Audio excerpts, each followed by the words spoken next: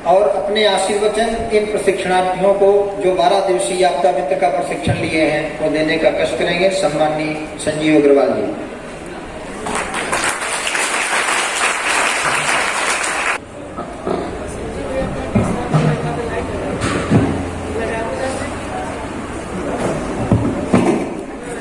बहुत बहुत धन्यवाद। एक बार बोलिए भारत माता की। देखिए कई लोग के हाथ नहीं उठ रहे। बोलिए भारत माता की, भारत माता की, वंदे वंदे। आज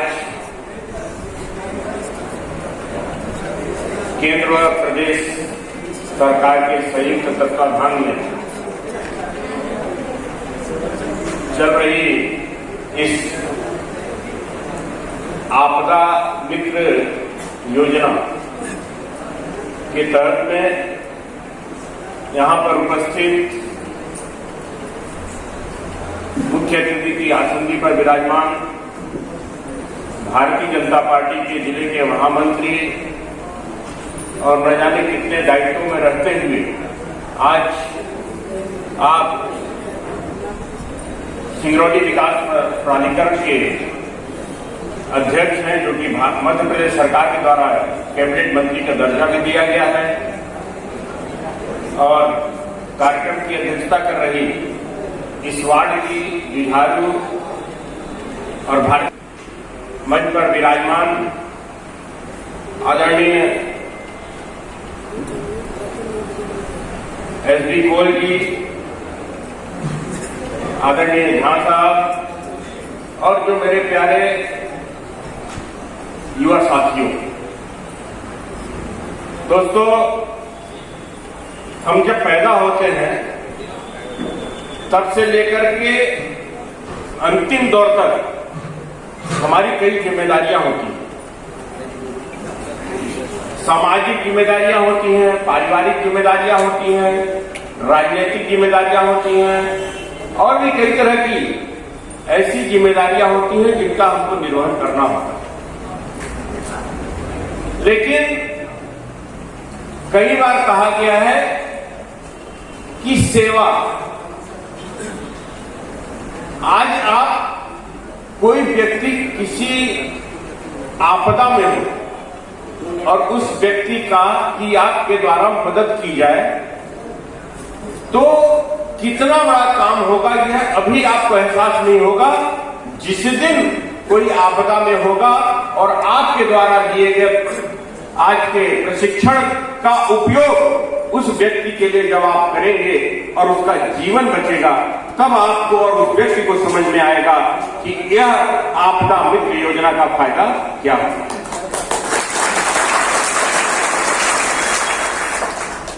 हम समाज में कई बार अपनी दो आंखों से समाज को देखते हैं, लेकिन समाज की कई आंखें आपकी ओर देखती हैं। आप यहां पर जब प्रशिक्षण कर रहे होंगे तो आपके परिवार, इष्ट मित्र और न जाने कितने लोग के फोन भी आए होंगे और आपने उनको बताया होगा कि हम आपदा मित्र योजना में प्रशिक्षण ले रहे हैं। ऐसा है ना?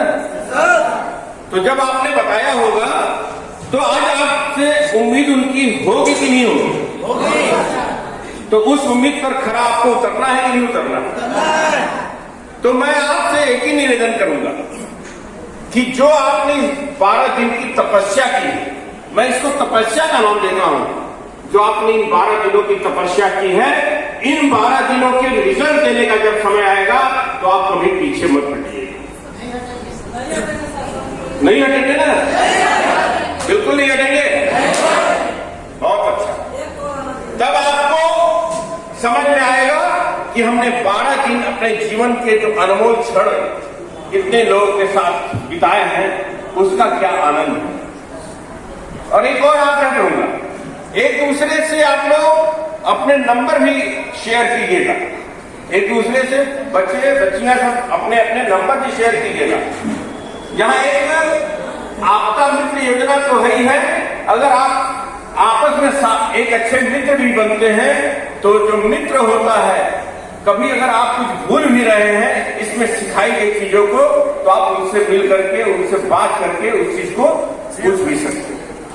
अभी मैं बैठा था तो एक बच्चे ने बताया मोबाइल को लेकर के।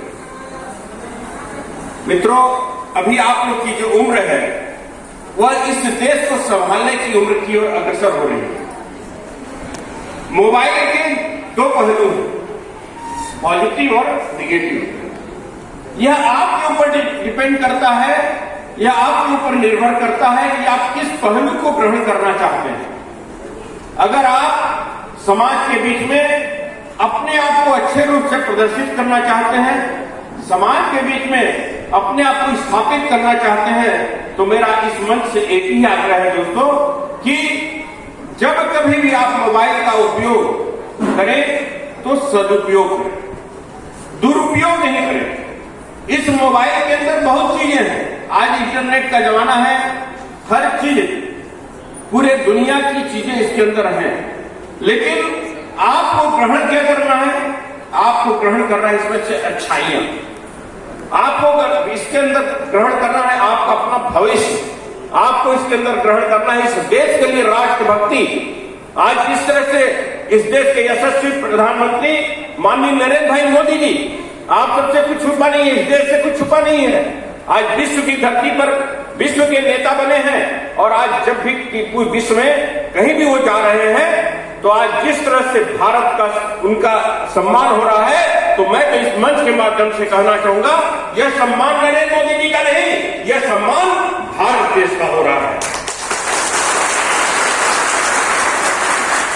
उस भारत देश के सम्मान और स्वाभिमान में विदेश के लोग नतमस्तक हो रहे हैं।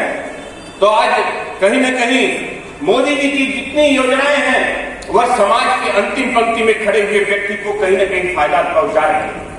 तो हम सबको जब किसी कहते हैं नर सेवा नारायण सेवा, जब आप नर की सेवा करते हैं, किसी व्यक्ति की सेवा करते हैं, तो आप भगवान की सेवा करते हैं।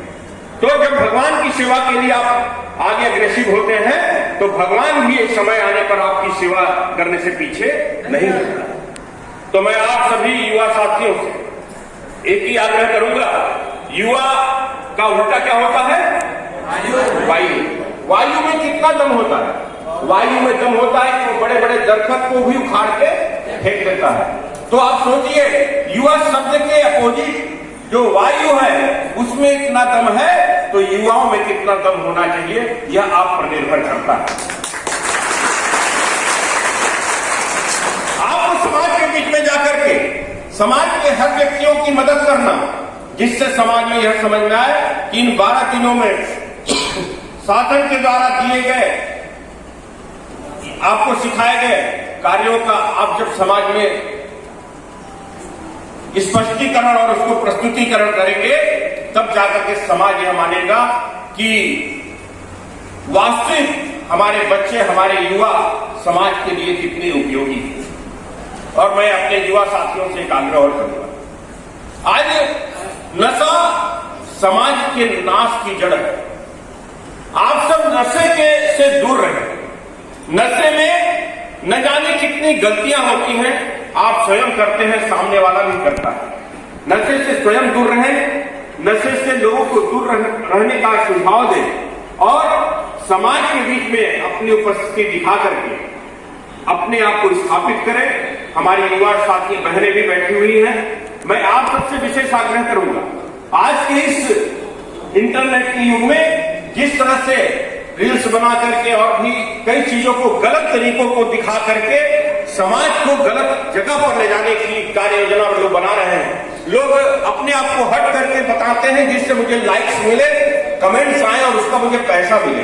वो तो अपने धंधे को बढ़ा रहे हैं, लेकिन कहीं ना कहीं उनमें से कई ऐसे लोग हैं जो समाज में बहुत तरह की भ्रांतियां फैला रहे हैं। तो मैं आपको यही कहूंगा कि अपने सिद्धांत, अपने रीति रिवाज, अपने स्थायित्व और अपने देश के सम्मान और स्वाभिमान को बढ़ाने के लिए कभी भी आप पीछे नहीं रहेंगे। और आने वाला जो भारत देश है, यह स्वर्णिम भारत का समय है, और आने वाला भारत देश, आने वाला हमारा यह सिंगरौली दिन दिनों रात चौगुनी प्रगति करेगा, और हमारा यह भारत देश फिर से विश्व गुरु बनने की ओर अग्रसर है, उसमें हम सबको अपना कितना योगदान देना है।